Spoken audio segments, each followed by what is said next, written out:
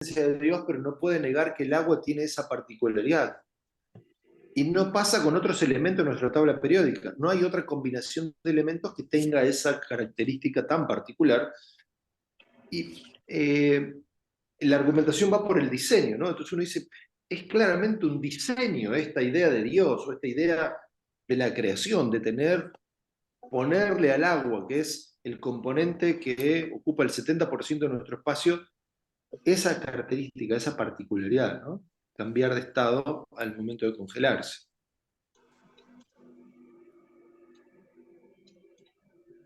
Por eso trataba de ponerlo con ejemplos muy de la vida cotidiana, o de ir a la playa para ilustrar la cuestión de la atracción de masas de la Luna sobre los océanos también, ¿no? Dos características o dos particularidades del agua que son, o al menos, una invitación a pensar en un diseño.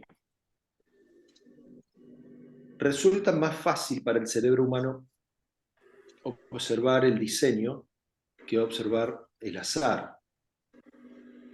Uno podría decir, bueno, es casualidad. Ahora, fundamentar que es casualidad resulta muy complejo, porque si el resultado de que la Luna esté a esa distancia exacta de nuestro planeta, que gire en la órbita en la que está, fue el resultado de la gran explosión, y uno dice, bueno, eso fue casual. Pero es una sumatoria de casualidades que termina siendo bastante inverosímil. Sería tan absurdo, hay un autor que dice, Rienau usa el ejemplo y dice, ¿conocen esos relojes, los carilliones? ¿Un carillón? ¿Alguno tiene de la abuela un carillón? Esos relojes que tienen sus 3 agujas, 3 cuerdas, y adentro tiene un sistema de campanitas que cada 15 minutos te hacen la melodía, te avisan la hora en punto. ¿Ubican eso? Bueno, Ridenau dice, pensar que el universo se originó con el nivel de detalle que tiene de manera espontánea o de manera azarosa es tan absurdo como pensar que uno tomó 200 engranajes de distintas medidas, las campanitas, los martillos, los tiró al aire y cuando caen, todo eso cae en un tremendo reloj que te va a indicar la hora con precisión. Me parece que es válido el ejemplo, ¿no? Porque así como mirar semejante obra de ingeniería presupone que alguien lo diseñó, que alguien trabajó para que funcione con precisión, algo similar ocurre con el universo. Pensar que del caos viene la perfección es bastante absurdo. El concepto de perfección, viene que para los seres humanos la perfección es algo a alcanzar, todo es perfectible. Hay una búsqueda constante en el ser humano por la perfección o por mejorar, o por el desarrollo, por la mejora, ¿no? ¿De dónde saca el ser humano esa idea de perfección? Posiblemente la saca de Dios mismo.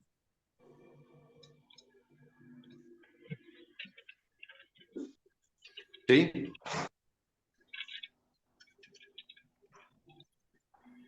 Profesor, usted había dicho 4 argumentos claves. Sí. Sí. Cosmología, dijo uno.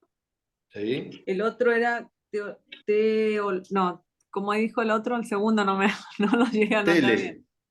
Tele, Teleología. Teleología. Telología. telología. Teleología. Lo voy a escribir en Ah, el chat. Todo lo que está Tele... explicando está dentro de la teleología, del diseño vendría sí. a ser. Ahora el De la punto tele. 3, claro. Ahí lo tienen escrito. Eso es diseño, claro. Es todo lo que tiene que ver con el diseño, con las leyes naturales, con la manera en la que funciona el universo, la manera en la que está ordenado nuestro sistema solar también es diseño. Ahí se observa una ecuación matemática. Hay una igualdad, hay una proporción directa entre la masa y la distancia del Sol. Ustedes saben que durante mucho tiempo se creía que la Tierra era el centro del universo, ¿no? Y que todo lo demás giraba en torno a la Tierra. Cuando Copérnico, Galileo descubrieron que el Sol era el centro de nuestro sistema solar, mucha gente no les creyó y dijo, no, ¿cómo el Sol? ¿Cómo que vamos a estar en movimiento alrededor del Sol? Es imposible. La Tierra tiene que estar quieta, si no nos caemos. Bueno, finalmente sabemos hoy que funciona así y encontramos nuestro sistema solar, los 9 planetas están ubicados a distancia del Sol. La Tierra, oh casualidad, está ubicada a la distancia exacta que nos permite la vida sobre la Tierra. Si estuviéramos un poco más lejos, nos congelaríamos. Si estuviéramos un poco más cerca, nos quemaríamos. Es decir, estamos flotando, girando a una velocidad astronómica alrededor de una bola de fuego que genera explosiones de átomos de hidrógeno continuamente. Eso es lo que genera calor y energía, luz solar. Estamos girando a altas velocidades, flotando en el espacio alrededor de una bola de fuego, pero a la distancia exacta como para sobrevivir. Entonces, cuando lo mirás en términos físicos, decís, ¿esto es casual? No lo parece. No parece que fuera casual, no parece que fuera azaroso. Es más fácil creer que hay un diseño, hay una disposición. La atracción de masas funcionó de manera de ubicarnos a la distancia exacta para que la vida fuera posible sobre la Tierra. De hecho, es por eso que no hay vida posible en otros planetas de nuestro mismo sistema solar. La masa, el tamaño, el peso de la Tierra y la distancia que la separa del Sol son directamente proporcionales. Lo mismo ocurre con cada uno de los otros planetas. Es decir, que hayan quedado distribuidos en la manera en que han quedado distribuidos, se hace bastante tonto creer que eso es azar, que eso es casualidad. Entonces, ¿demostramos que Dios existe con esto? No, no lo demostramos, no lo podemos demostrar. Es una invitación a creer. Sí, Marcela. Sabe que, bueno, mi esposo estudió enfermería, todo eso, y yo le ayudaba a hacer los trabajos prácticos y veía la conformación del cuerpo humano, cada órgano conectado con el otro, todo un sistema tan específico, ¿no? Un órgano, es más, todos conocemos cuando le da una ACV, una venita que se obstruye, cómo se desordena todo un cuerpo, y uno dice, solamente alguien perfecto puede diseñar un cuerpo tan perfecto y sincronizado de la forma, ¿no? Que es el cuerpo. Entonces, como, así como usted decía del universo, como el cuerpo, nuestro cuerpo, tan perfecto diseñado y solamente es de alguien perfecto. Sí, sí. Hay un concepto dentro del diseño que es el de la simetría. Nuestro cuerpo es simétrico, la creación muestra simetría. ¿Saben qué pasaría si no tuviéramos el tabique de la nariz? Si no tuviéramos la nariz, si la nariz fuera plana, nuestros ojos se cruzarían. Cuando tomás un objeto, lo tenés a cierta distancia, prueben, agarren una lapicera, algo que tengan ahí en mano, agárrenlo así, con el brazo extendido. Ténganlo extendido y mírenlo fijamente. Y empiecen a aproximarlo hacia la nariz. ¿Sienten cómo se les cruzan los ojos? ¿Cómo se ponen medio bizcocho? ¿O no?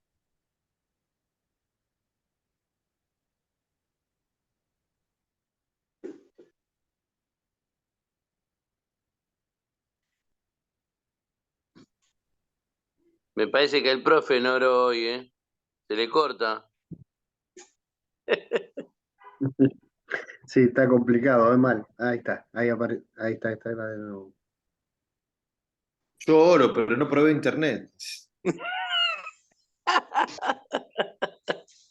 Hay que orar por los hermanos de Fiverr, que cumplan con los compromisos que toman.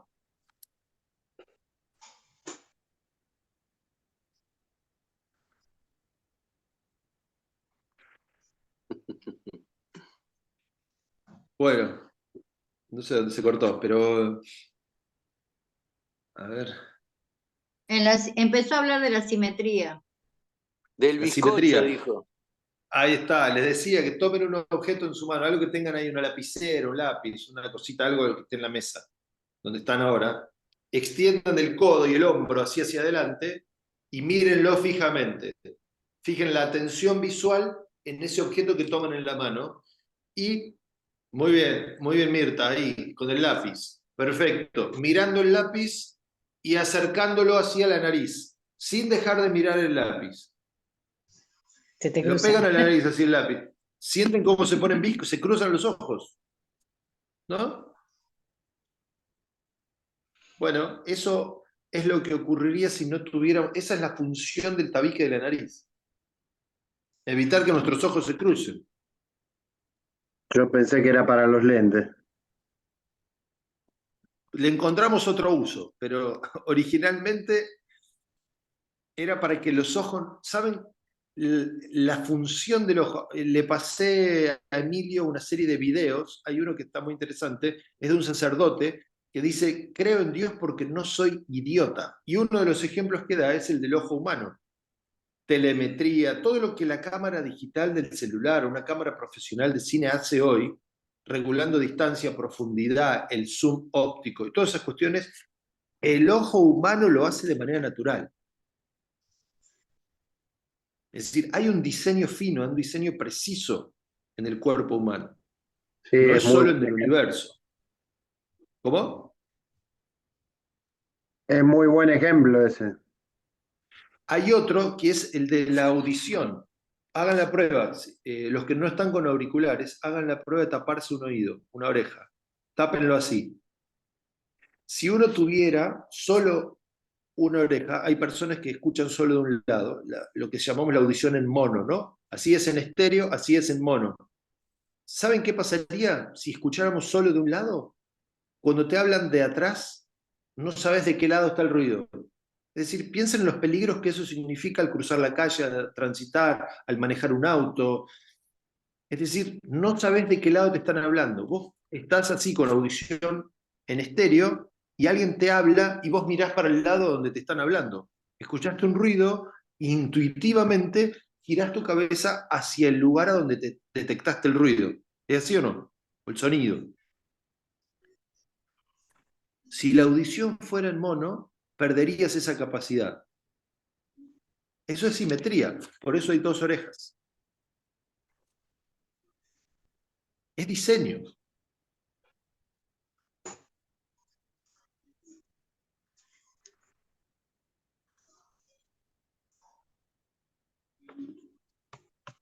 Entonces, todo pareciera indicar que hay un diseñador inteligente detrás de todo.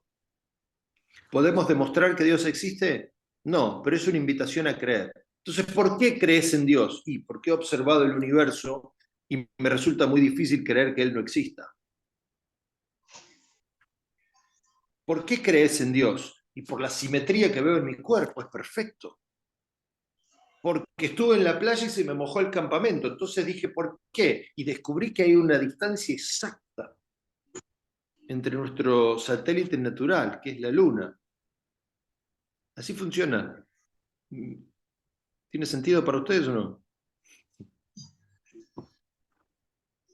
No puedo demostrar que Dios existe, pero puedo demostrar por qué yo creo. Puedo explicar por qué creo en cuestiones muy prácticas. No estoy usando mi testimonio. ¿Por qué crees en Dios? Y porque me resulta muy difícil no creer en Él. Observo el universo y digo, acá hay un diseño.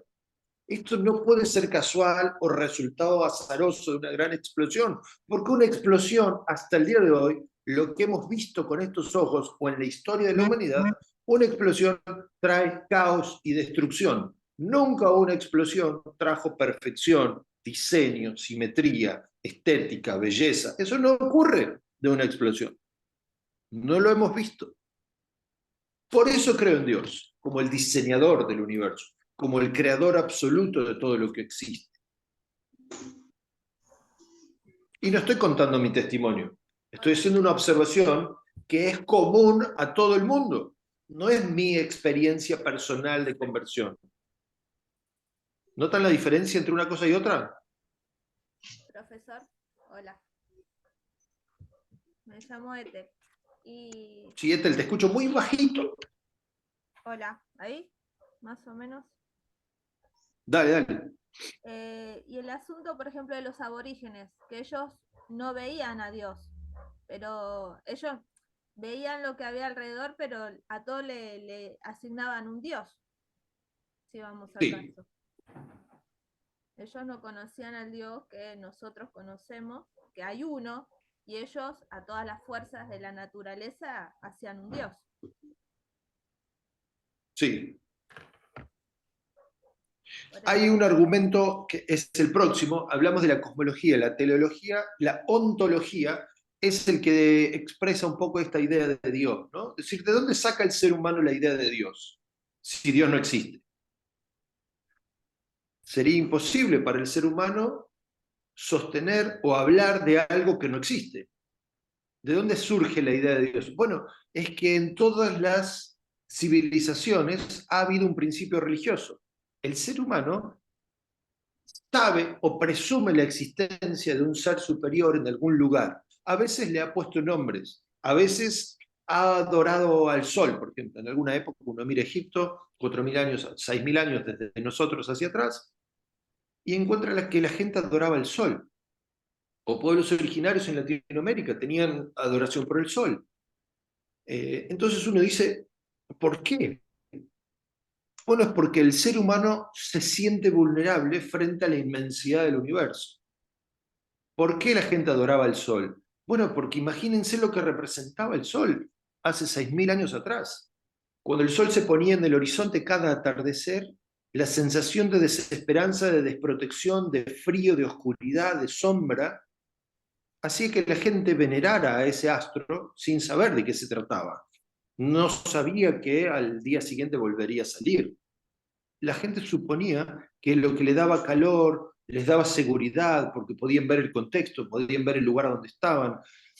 Durante la noche escuchaban ruidos, sonidos, animales que no estaban durante el día.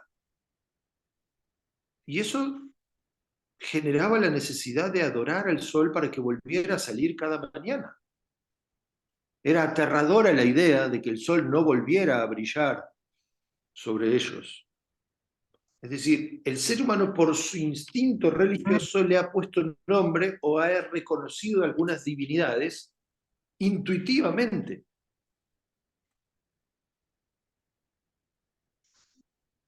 Entonces, es en respuesta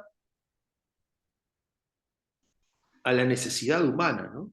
El ser humano tiene una idea de Dios, le ha puesto distintos nombres, lo ha buscado en distintos objetos. Lo que es innegable es que el ser humano es consciente de que Dios existe. Aún el ateo discute o promueve la inexistencia de Dios o defiende la inexistencia de Dios,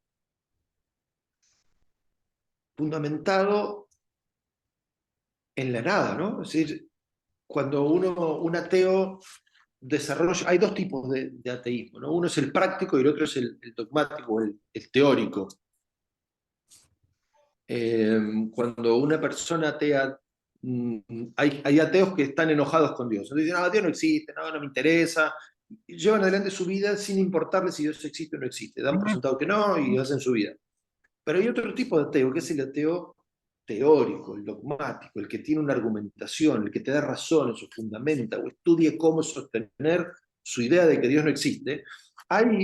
Lo que hay es un énfasis, pues. Es decir, hay una negación indirecta, directa sobre una presunción. Entonces, es donde empieza a carecer de sentido. No sé si alguien está diciendo algo.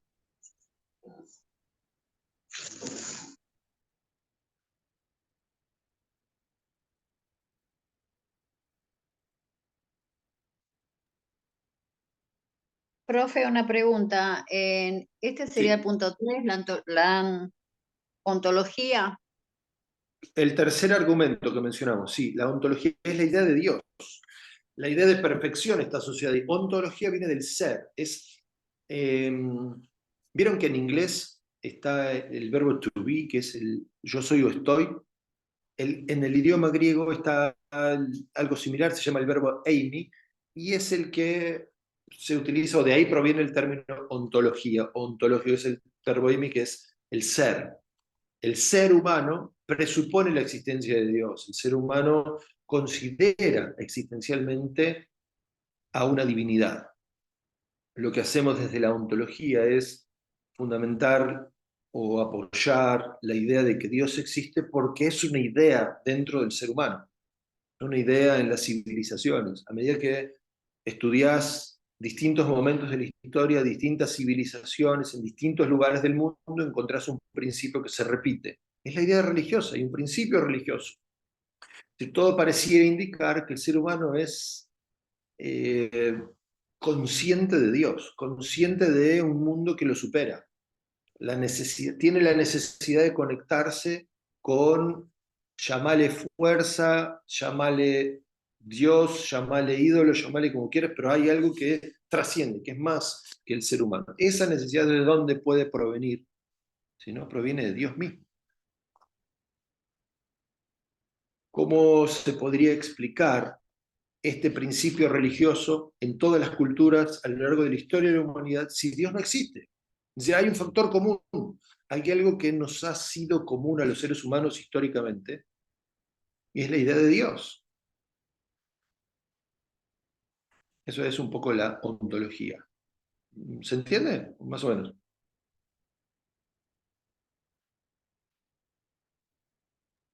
No, está claro. ¿Vamos bien?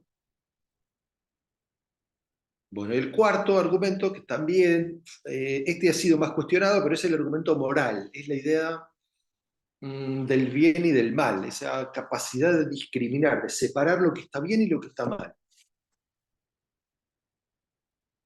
¿De dónde proviene, de dónde saca el ser humano este concepto del bien y del mal? ¿Por qué matar está mal? ¿Por qué robar está mal? ¿De dónde sacamos ese valor?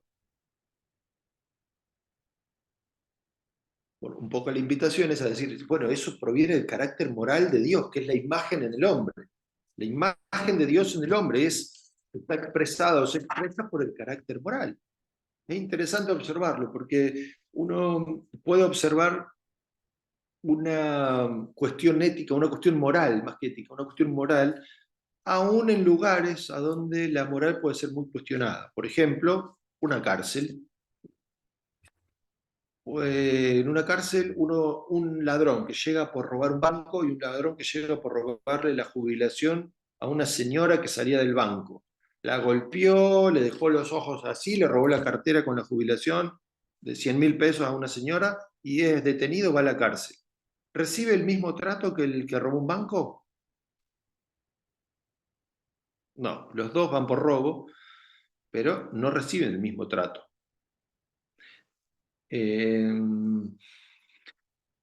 Aunque vayan al mismo pabellón. Porque hay una cuestión de moralidad, así, ¿cómo le vas a robar a una jubilada en la calle? ¿Le vas a golpear a la abuela sin vergüenza? Y la va a pasar peor que el que robó un banco.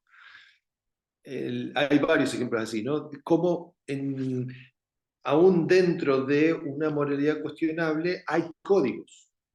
No es lo mismo robarse una garrafa en el barrio que robarse una garrafa en otro barrio, ¿o no?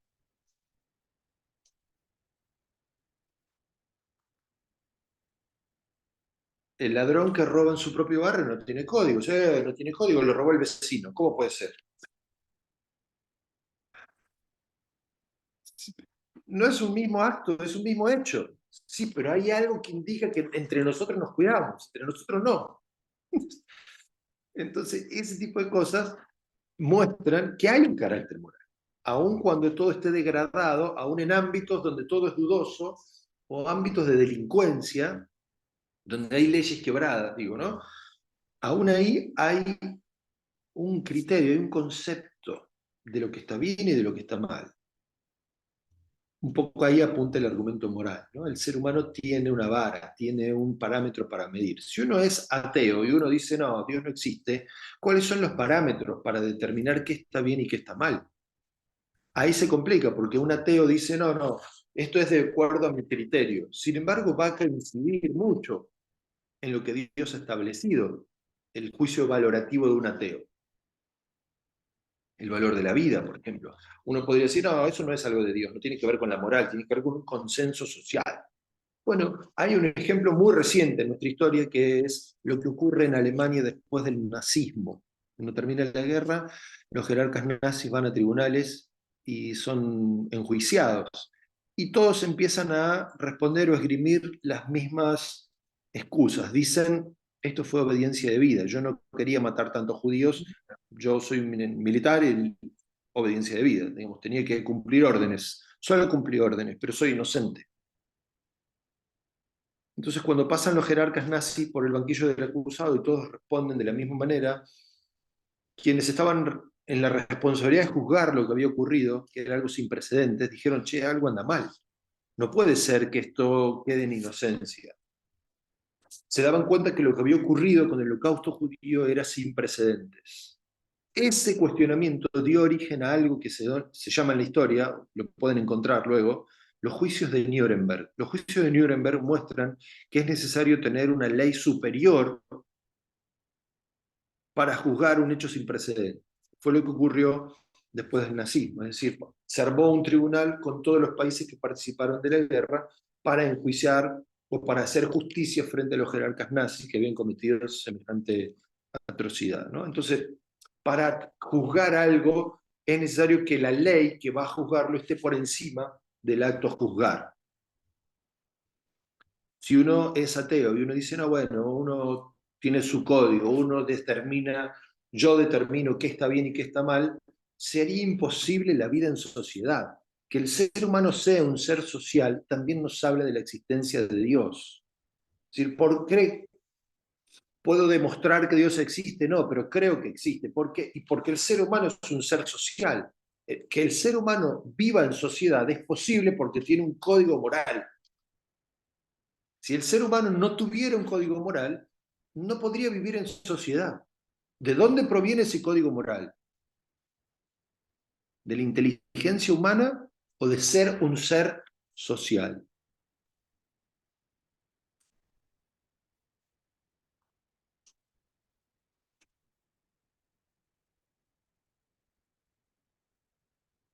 ¿Cachai? La idea del argumento moral. Va de nuevo. ¿Cómo? Si lo puede repetir. ¿Sí? El argumento moral apunta a que el ser humano como ser social se mueve en un ámbito de qué está bien y qué está mal. Juzgamos, esto está bien y esto está mal. ¿En base a qué juzgamos? Bueno, el carácter moral. Si Dios no existe, ¿de dónde proviene ese carácter moral? Es muy difícil para el ateo encontrar una ley superior al criterio personal. Si todos fuéramos ateos, todos los seres humanos fueran ateos y tuviéramos que vivir en sociedad, sería imposible porque no tendríamos una ley superior. ¿Quién determina qué está bien y qué está mal? Supongamos que acá somos 13 personas en esta conexión y cada uno tiene su parámetro de lo que está bien y lo que está mal. Todos estamos en igualdad de condiciones y cada uno puede determinar qué está bien y qué está mal. ¿Cómo haríamos para vivir en sociedad si no tendríamos una unidad de criterio? Uno podría decir, para mí matar es la solución. Y el otro día, no, matar está mal. ¿Cómo nos ponemos de acuerdo? Bueno, necesitamos una ley superior. Eso es lo que hace posible que el ser humano viva en sociedad. Una ley superior, es el carácter moral de Dios. Si Dios no existe, no hay moral posible.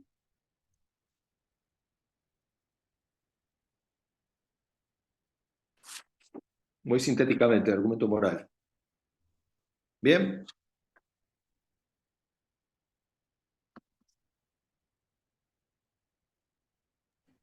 Profesor, había una película que se llamaba El que transforma los tiempos, no, algo así se llamaba, que es como que va al futuro un hombre predicador y ve cómo es la vida en el futuro, ¿no? Y cómo se distorsionaron todos esos valores. Y decía, era la pregunta, ¿por qué el niño, un nene robaba una bolita y cómo es? Y le decía, no, eso está mal robar, como usted decía. ¿Pero por qué? Porque está mal, le decía. No le daba un argumento. Pero bueno, después en el futuro decía, pero iba al futuro y le decía a un niño, eso está mal. Y decía, el niño le decía, ¿y usted quién es para decirme que está mal? Le decía, ¿no? Entonces él empezó a entender, ese hombre, que era un estudioso de la Biblia, todo, que tenía que dar un argumento. Creo que se llamaba El que transforma los tiempos, es una película. Y lo lleva así de un tiempo antiguo, es como que se transporta al futuro. Y está bueno porque es lo que usted estaba diciendo.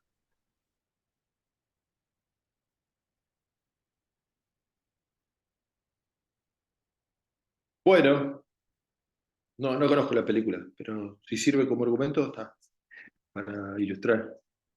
Bueno, amigos, se nos ha ido la mañana en conexiones y conexiones.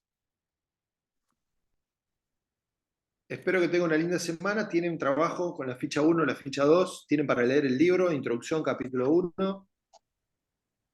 Nos reencontraremos el próximo sábado a las 9, una mejor conexión. ¿Está bien?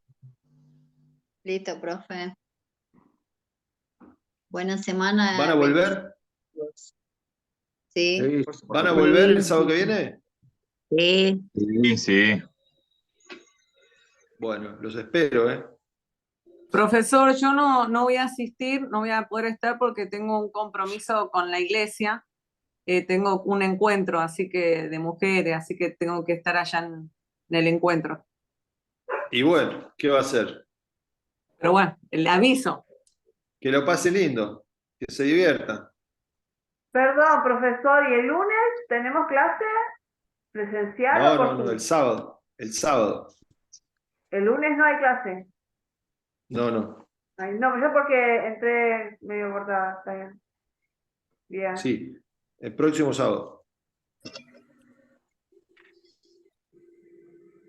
Bueno, amigos, que el Señor les bendiga mucho. Buena semana. Que tengan Bueno. una linda semana. Hasta Un luego. abrazo. Bendiciones. Chao, bendiciones. Bendiciones, Bendiciones. chao. bendiciones.